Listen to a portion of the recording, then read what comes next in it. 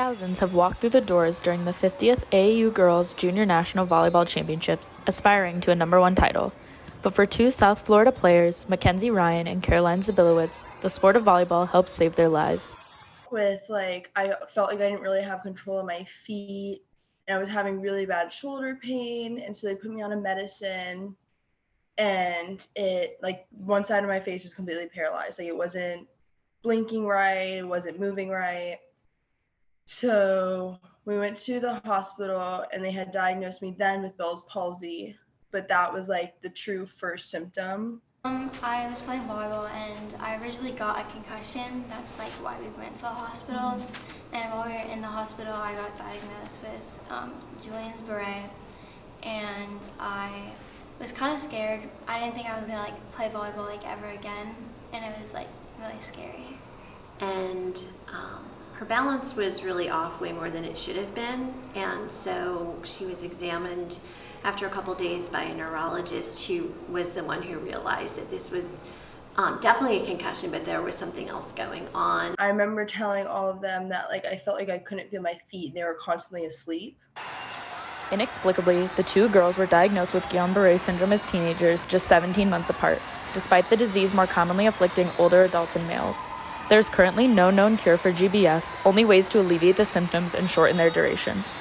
It's an ascending disorder, so it starts in the ankles and it goes upwards. And the key is to treat it before it gets to the lung area, because then it would impact, your breathing. And fortunately, because Karoline had a concussion, they were able to diagnose it in the hospital so quickly. And that had a lot to do with why she recovered so quickly. Upon diagnosis, each girl faced a long road to recovery in the hospital. I think one of her prized possessions is like a volleyball that they all signed. And she actually sat in her hospital bed and just kept setting to herself with that volleyball. During PT, I asked, and we would play kneeling volleyball just to get me back, so I felt some type of normality, because volleyball has been my life since I first ever started playing in middle school. Each girl also received invaluable support from her volleyball community.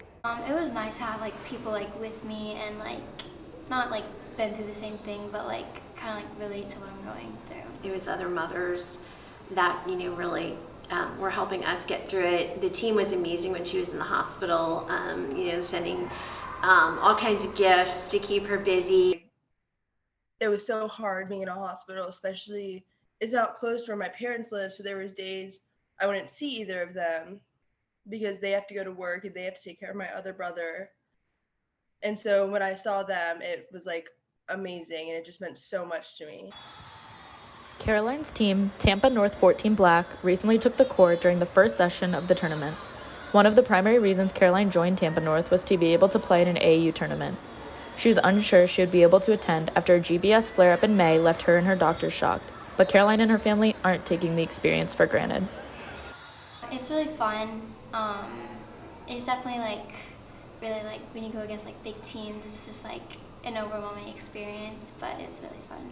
Yeah. There was actually people that said some really frightening things about what she would and wouldn't be able to do. And so it's tremendous. Anytime we get to see her play is really a blessing to my husband and I, because we just didn't know. Mackenzie shared some great advice for anyone who may be facing struggles in the volleyball community. Keep pushing. It's never easy. It's not easy at all, and people might tell you that you're done, but you're not. Just keep going and keep fighting for what you want to fight for, and it'll be worth it in the end.